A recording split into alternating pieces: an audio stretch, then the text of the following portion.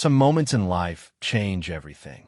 They happen without warning, in quiet places where the past and present meet. For two people carrying the weight of loss, love, and public scrutiny, one autumn afternoon would become the day they finally understood what healing really meant. This is their story. The morning mist hung low over the English countryside as Sarah pulled her coat tighter around her shoulders.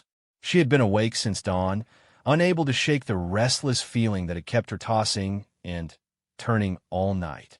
Today was different. Today, she and David would make a journey they had been putting off for months. David found her in the kitchen, staring out the window with a cup of tea growing cold in her hands. He recognized that look.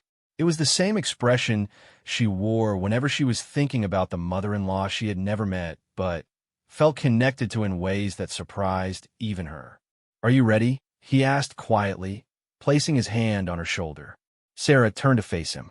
His eyes held the same mix of anticipation and nervousness that she felt. They had talked about this visit countless times, but something always came up. Work commitments, public engagements, the children's schedules. There was always a reason to postpone, always something else that seemed more urgent. But lately, the pull had grown stronger.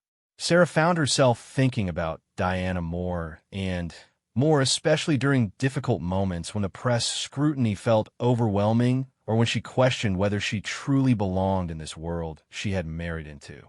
People often told her she reminded them of Diana, but Sarah wasn't sure if that was meant as a compliment or a warning.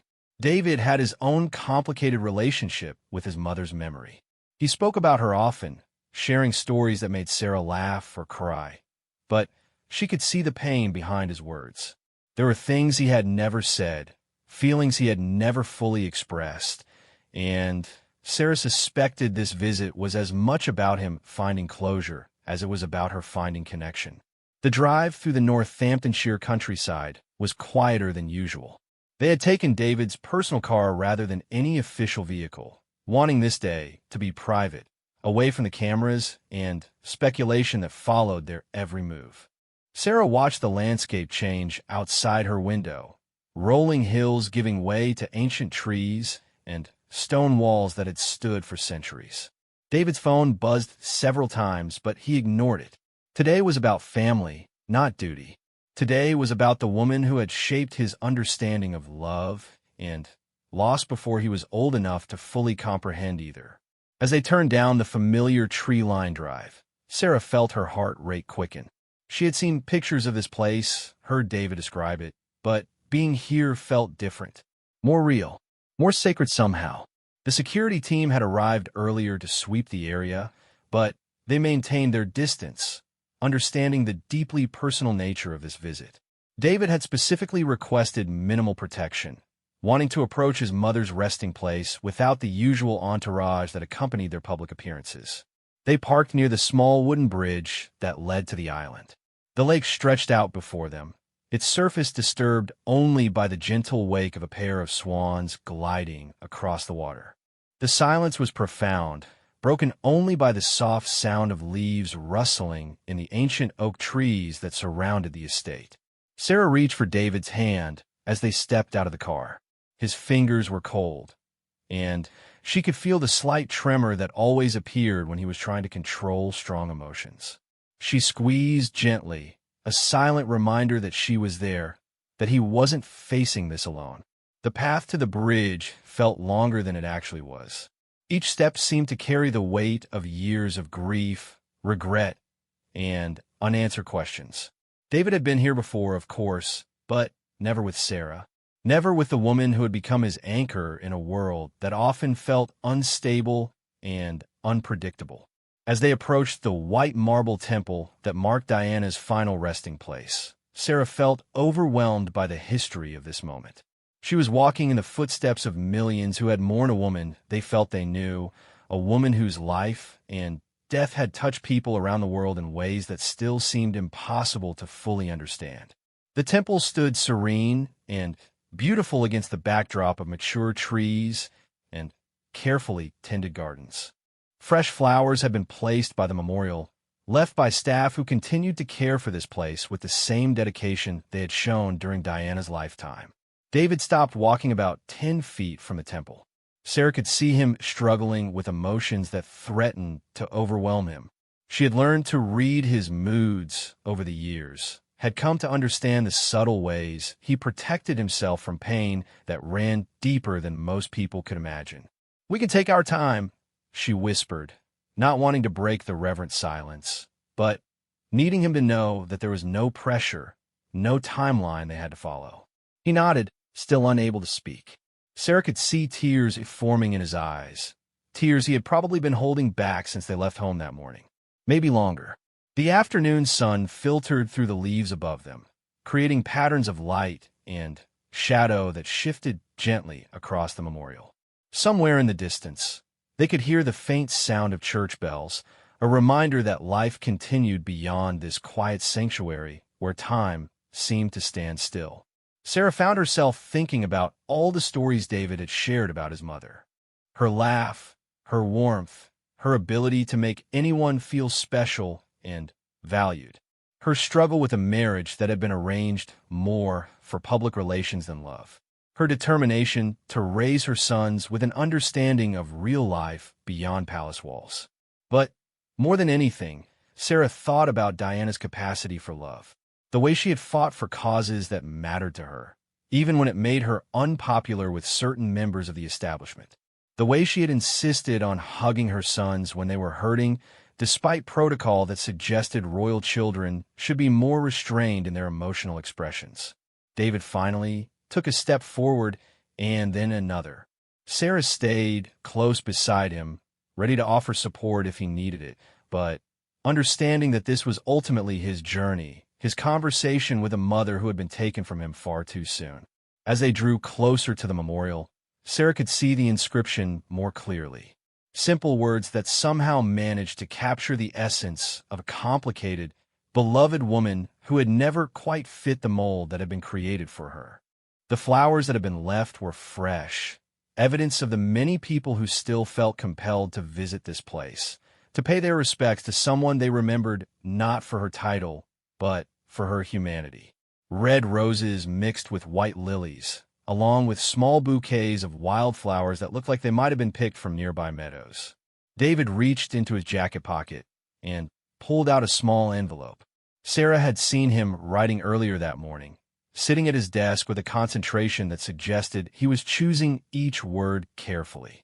She had not asked what he was writing, understanding that some things needed to remain private until he was ready to share them. The sound of their footsteps on the gravel path seemed unusually loud in the stillness of the afternoon. Even the birds seemed to have quieted, as if they too understood the significance of this moment. Sarah thought about her own mother, still alive, and living in a small house near where Sarah had grown up. She tried to imagine what it would feel like to lose that connection, to have conversations only in memory rather than reality. The thought made her appreciate David's strength in ways she hadn't fully understood before. As they stood before the memorial, Sarah felt the presence of history all around them. This was where a young mother lay at rest, a woman who had died in the prime of her life, leaving behind two sons who would have to navigate the complexities of their unique positions without her guidance. David's hand tightened around the envelope he carried. Sarah could see him gathering the courage to speak, to say the words he had been rehearsing in his mind during the long drive through the countryside. The silence stretched between them, filled with 27 years of unspoken words and unfinished conversations. David stared at the memorial, his mother's final resting place, and felt the familiar tightness in his chest that always came when he thought about everything she had missed. His wedding, his children's births, the countless moments when he had needed her wisdom and found only echoes of her voice in his memory. Sarah stood quietly beside him, her presence both comforting and grounding. She had learned not to fill his silences with words, understanding that grief moved in its own rhythm and couldn't be rushed or redirected. Instead, she simply remained close enough that he could feel her warmth, her steady breathing, her unwavering support. The envelope in David's hand contained a letter he had started writing dozens of times over the years. Today, he had finally found the words that felt true, that captured even a small portion of what he wanted to tell his mother about the woman he had chosen to spend his life with. "She would have loved you," he finally said, his voice barely above a whisper. "Not just because you make me happy, but because of who you are. Your kindness, your strength, the way you see the world." Sarah felt tears pricking her eyes. She had wondered so many times what Diana would have thought of her, whether she would have approved of the choices David had made, whether she would have understood the challenges that came with loving someone whose life was lived so publicly. "I think about her advice constantly," David continued, his words coming easier now. "What she would say about the children's education, about how to handle the press, about how to stay grounded when everything around us feels surreal." The afternoon light was beginning to shift, casting longer shadows across the memorial garden. In the distance, they could hear the faint sound of a lawn mower, a reminder that even in this sacred space, the practical work of maintenance continued. David opened the envelope and unfolded the letter he had written. His hands were steadier now, the initial wave of emotion having settled into something more manageable. Sarah could see neat handwriting covering both sides of the cream-colored paper. "Dear Mom," he began reading aloud, his voice growing stronger with each word. "I brought someone to meet you today. I know you would have loved her immediately, just like I did." He paused, looking at Sarah with an expression that mixed love with gratitude. She had never demanded that he share his grief with her, had never made him feel guilty for the parts of his heart that would always belong to his mother's memory. "Sarah has your courage," he continued reading. "She fights for what's right, even when it's difficult. She loves our children the way you loved William and me, with her whole heart, but also with wisdom about the world they're growing up in." Sarah thought about her own journey into this family, the steep learning curve of royal protocol mixed with the very human challenges of marriage and motherhood. There had been times when she felt overwhelmed by the expectations, the scrutiny, the way every choice was analyzed and criticized by strangers who felt entitled to opinions about her life. But David had been patient with her adjustment, understanding in ways that surprised her. He knew what it felt like to live under constant observation, to have private moments dissected in public forums. His empathy came from experience, from growing up with a mother who had faced similar challenges. "I wish you could meet your grandchildren," David's voice caught slightly as he continued reading. "They have your eyes, your laugh. The way you used to make me feel like the most important person in the world when you gave me your attention. That's exactly how they look at Sarah when she reads to them or helps them with their homework." The comparison touched Sarah deeply.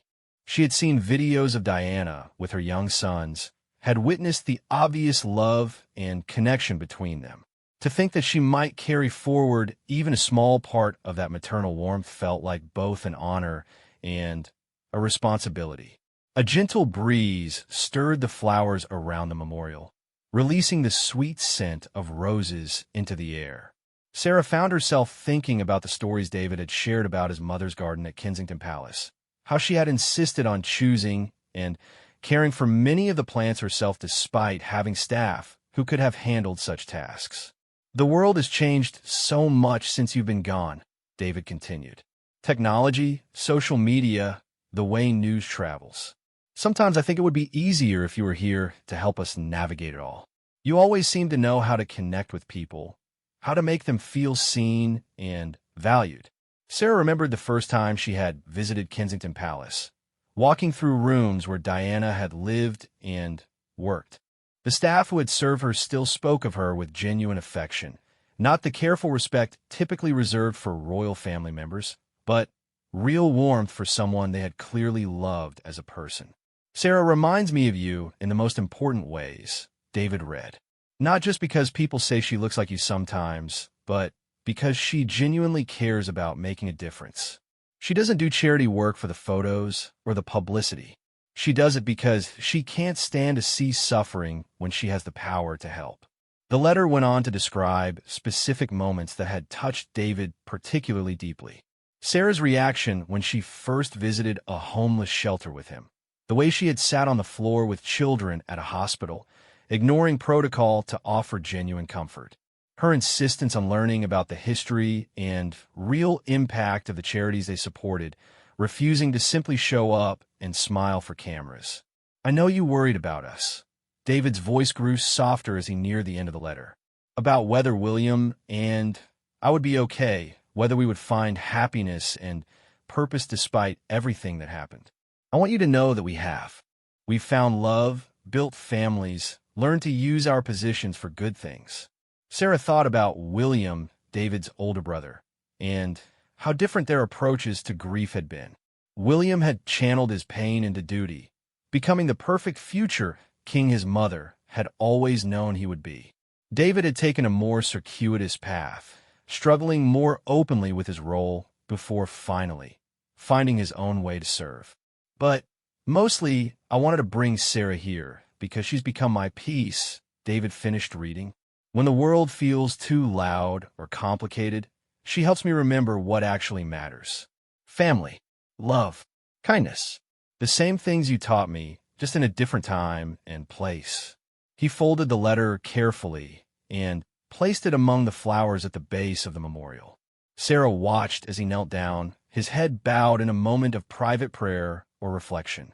She had never asked about his faith, understanding that some things were too personal to discuss even between spouses. When he stood again, his eyes were clearer than they had been all day. The act of reading the letter aloud seemed to have lifted something from his shoulders, a weight he hadn't even realized he was carrying.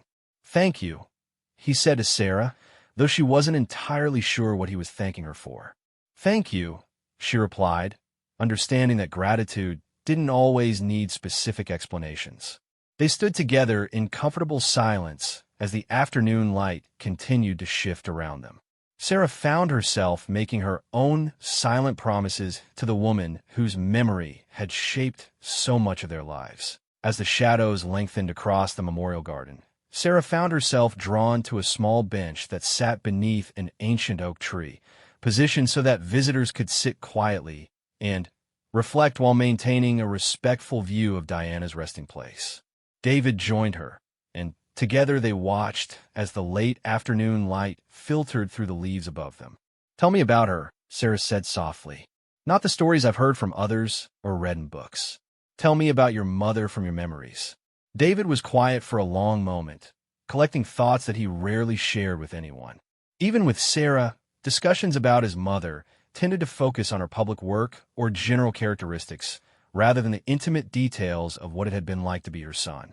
"She had this laugh," he began, a small smile appearing on his face. Not the careful laugh she used in public, but this completely uninhibited sound when something genuinely delighted her. She would throw her head back and laugh with her entire body. William, and I would do ridiculous things just to hear it. Sarah could picture it easily. She had seen glimpses of that same unguarded joy in David when he played with their children or when something caught him completely off guard. She was terrible at board games, David continued, his smile growing wider. Absolutely terrible. She would try to cheat, not in a serious way, but like a child who thinks moving their piece in extra space when no one is looking is incredibly clever. We always caught her, and she would pretend to be offended that we didn't trust her. These were the stories that Sarah treasured most, the ones that revealed Diana as a mother rather than a public figure. She found herself hungry for these details, these small intimacies that helped her understand the woman who had shaped the man she loved. When I was very young, maybe 6 or 7, I went through a phase where I was convinced that monsters lived under my bed, David continued. Instead of telling me to be brave or that monsters weren't real, she helped me create a monster fighting kit. A flashlight, a spray bottle filled with monster repellent that was actually just water with a few drops of her perfume, and a special whistle to call for backup.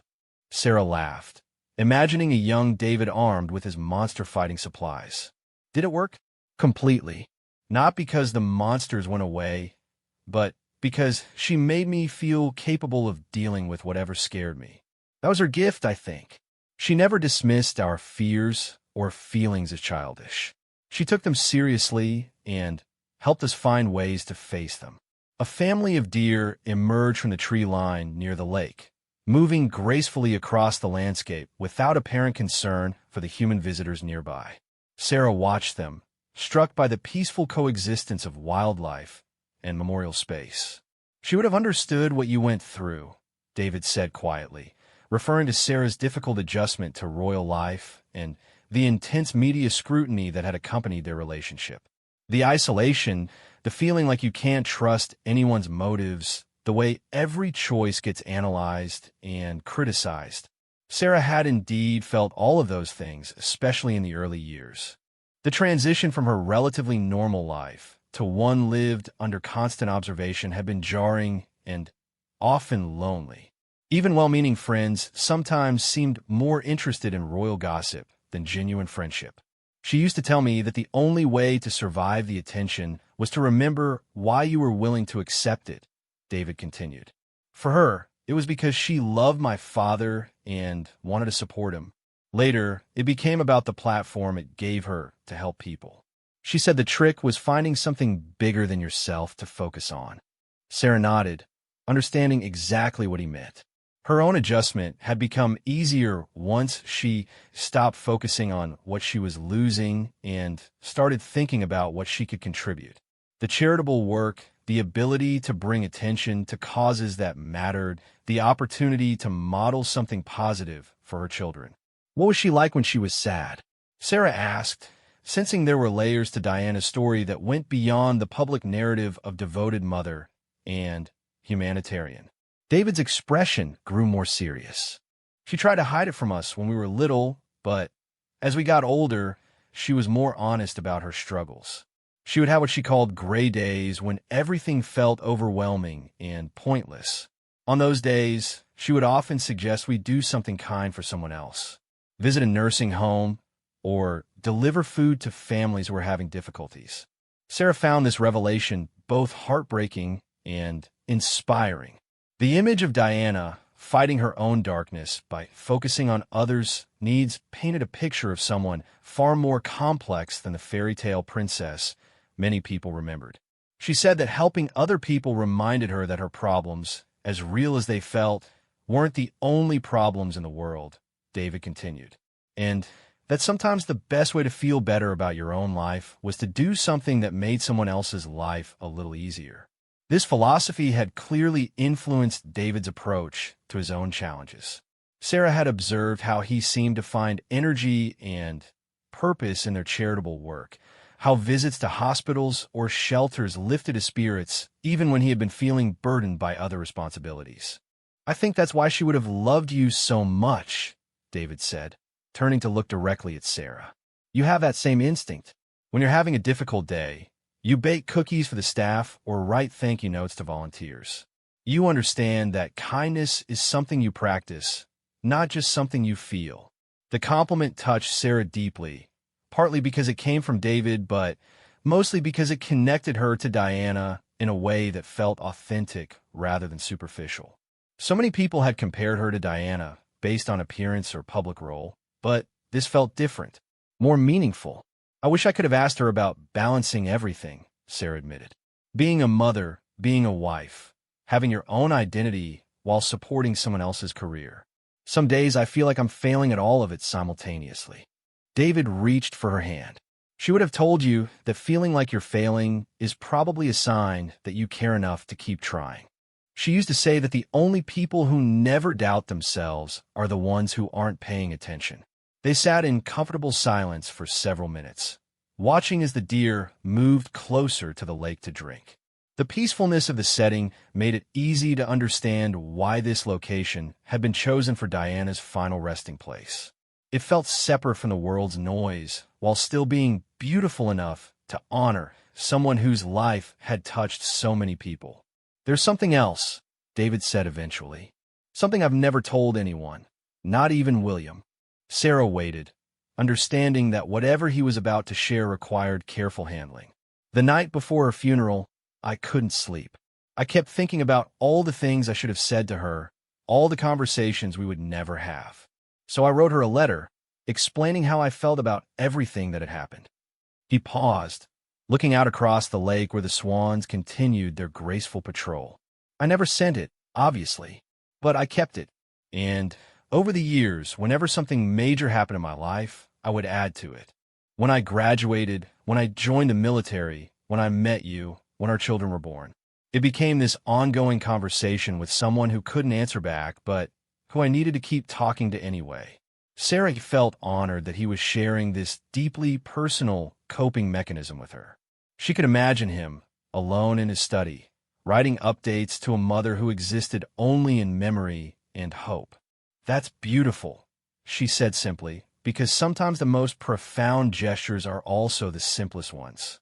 "I brought that letter today, too," David admitted, along with the one I read aloud. "I wanted to leave both of them here, to finally let go of the need to keep explaining myself to her." Sarah understood the significance of this decision. After 27 years of one-sided conversation, David was ready to trust that his mother's love for him didn't require constant proof or explanation. As if summoned by their conversation, one of the swans glided closer to their side of the lake, its elegant neck curved in a graceful S shape as it moved through the water. Sarah had heard that swans mated for life, that they grieved deeply when separated from their partners. Something about watching this solitary bird made her think about enduring love and the different forms it could take. "Are you ready?" David asked, referring to the second letter he had mentioned. Sarah nodded, understanding that this final gesture would mark not an ending, but a transformation. David would always carry his mother's influence and love, but perhaps now he could carry them more lightly, with less weight of unfinished business.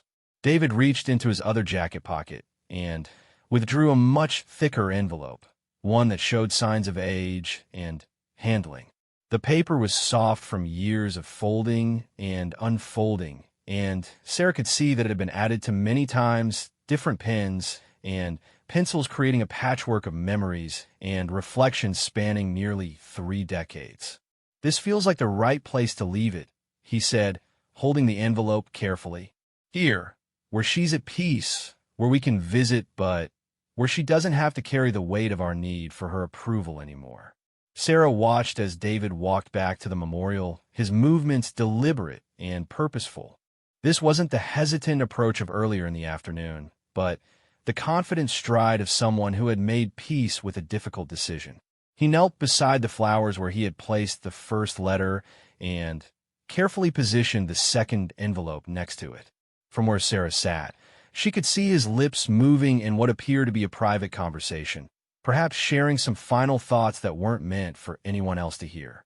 When he returned to the bench, his entire demeanor had shifted. The tension that had been present in his shoulders since they arrived was gone, replaced by something that looked remarkably like relief. "How do you feel?" Sarah asked gently. "Lighter," David replied immediately. "Like I've been carrying a backpack full of rocks for 27 years and finally realized I was allowed to set it down." They continued to sit together as the afternoon moved toward evening. The groundskeepers had finished their work for the day, leaving them in peaceful solitude with only the natural sounds of the countryside around them. "I want to tell you something," Sarah said after a while, "about why this day has meant so much to me, too." David turned his full attention to her, the same focused listening he had perfected during years of official engagements, but with the added warmth that was reserved only for family. "When I first started getting serious media attention after we announced our engagement, I used to lie awake at night reading articles about your mother online," Sarah began. "Not just the news stories, but comment sections where people shared their memories of meeting her or seeing her somewhere." She paused, organizing her thoughts. This was something she had never articulated before, even to herself. What struck me wasn't just how much people loved her, but how specific their memories were. They didn't just remember that she was beautiful or famous. They remembered that she asked about their children, that she stayed longer than scheduled to talk with someone who was nervous, that she sent thank you notes for things most people would consider part of the job. David nodded, recognizing the pattern Sarah was describing. He had heard similar stories countless times over the years. "It made me realize that the real legacy she left wasn't about being perfect or never making mistakes," Sarah continued. It was about being genuinely present with people, about treating everyone she met as if they mattered. That seemed both inspiring and terrifying to try to live up to.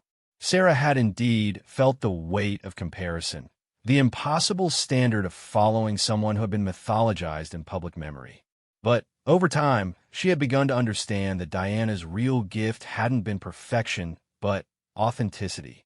I started thinking about what I wanted my own legacy to be, Sarah continued. Not trying to be a copy of someone else, but figuring out how to use my own personality and interest to make a positive difference. This conversation felt important to David because he had watched Sarah struggle with finding her own identity within the constraints of royal expectations. Her natural shyness had been misinterpreted as aloofness by some media outlets. Her preference for smaller, more intimate charitable engagements had been criticized as lacking ambition. "Your mother taught me something without ever meeting me," Sarah said. "She showed me that you can be royal and human at the same time. That you can take the responsibilities seriously without taking yourself so seriously that you lose touch with ordinary life."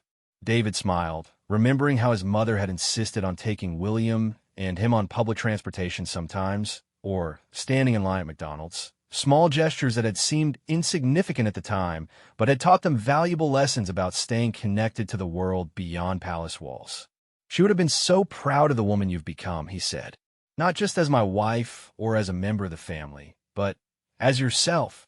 The work you do with literacy programs, the way you connect with teenagers who are struggling, your photography project documenting small community celebrations that might otherwise be forgotten." Sarah felt tears threatening again, but these were different from the sad tears she had shed earlier. These were tears of gratitude for feeling truly understood and accepted. The sun was beginning to set, painting the lake and surrounding trees in shades of gold and amber. The swans had moved closer to shore, perhaps hoping for an evening feeding from visitors who might have brought bread or other treats. "I have one more thing to share," Sarah said, reaching into her own bag.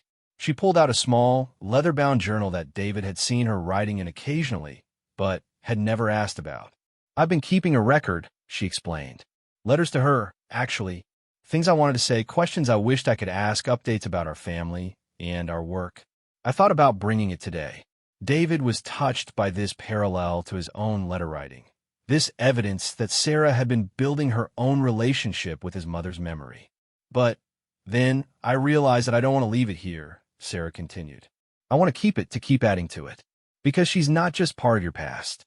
She's part of our present and our future. The way we raise our children, the values we try to live by, the example we want to set."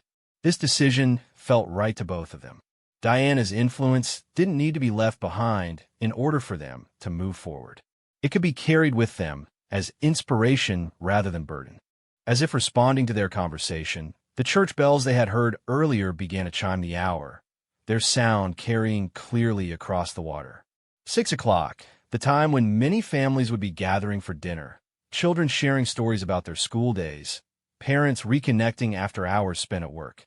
"We should probably head back soon," David said reluctantly. "The children will be expecting us for dinner, and the staff gets nervous when we're away from communication too long." But neither of them moved immediately. They were reluctant to break the spell of this peaceful afternoon, this rare opportunity to sit quietly without agendas or obligations pressing in around them. "This has been perfect," Sarah said. "Exactly what I hoped it would be." David squeezed her hand. "Thank you for suggesting it, and for being patient while I figured out how to do it." They sat for a few more minutes, watching as the last light of day reflected off the lake's surface. The memorial garden had taken on an almost ethereal quality in the evening light, beautiful, but not melancholy, peaceful rather than sad. When they finally stood to leave, David took one last look at the memorial where his 2 letters rested among the flowers. Sarah stood beside him, her own journal clutched against her chest, already thinking about what she might write in it that evening. "Goodbye, Mom," David said quietly. "Thank you for everything. Take care of yourself." The simple words felt complete, a loving closure that honored the past while embracing the future. As they walked back toward their car, Sarah found herself thinking about their children, waiting at home, full of stories about their day and plans for tomorrow. The drive home was different from a morning journey, filled with comfortable conversation rather than anxious silence. Sarah found herself sharing memories of her own grandmother, a woman who had died when Sarah was in her 20s, but whose influence continued to shape her decisions as a mother and wife. She used to say that the secret to a happy marriage was remembering that you're on the same team. Sarah told David as they passed through a small village where lights were beginning to twinkle in cottage windows. Even when you disagree about something, you're still working toward the same goal. David nodded, thinking about how that wisdom applied to their own relationship. They had certainly faced their share of challenges, both external pressures from public scrutiny and internal disagreements about how to handle various situations. But Sarah was right. They had never lost sight of their fundamental partnership. Your grandmother sounds like she would have gotten along well with my mother, David said. Practical wisdom wrapped in gentle delivery. As they entered their own village, Sarah noticed the familiar landmarks that marked home. The pub where they sometimes stopped for informal dinners, the small shop where she often bought flowers for the house, the playground where their children had taken their first tentative steps on swings and slides. This was the life they had built together, rooted in tradition but shaped by their own values and experiences. Diana's influence was woven throughout it, but so were influences from Sarah's family, from their friends, from their own trial and error as parents and partners. Their house appeared around the final bend, its windows glowing warmly against the darkening sky. Sarah could see movement inside, evidence that their children were indeed waiting for their return. The normalcy of it, the beautiful ordinariness of family life, felt like a gift after the emotional intensity of the afternoon. "Before we go in," David said, parking the car, but making no move to get out, "I want you to know how much today meant to me. Not just visiting Mom, but doing it with you. Feeling like the two most important women in my life, finally, had a chance to meet, even if only in spirit." Sarah felt the truth of that statement settle around them. Today had been about introduction and integration, about finding a way for past and present love to coexist without competition or conflict. The front door opened before they could even get out of the car, and their youngest child came running down the path, clearly having been watching from the window for their return. The enthusiastic greeting, full of questions about where they had been and demands for immediate attention, provided a perfect transition from the contemplative afternoon back into the joyful chaos of family life. Over dinner, their children shared stories about their day at school, their friends, their plans for the upcoming weekend. Sarah found herself studying their faces, looking for traces of the grandmother they would never meet, but whose genetic legacy lived on in their expressions and mannerisms.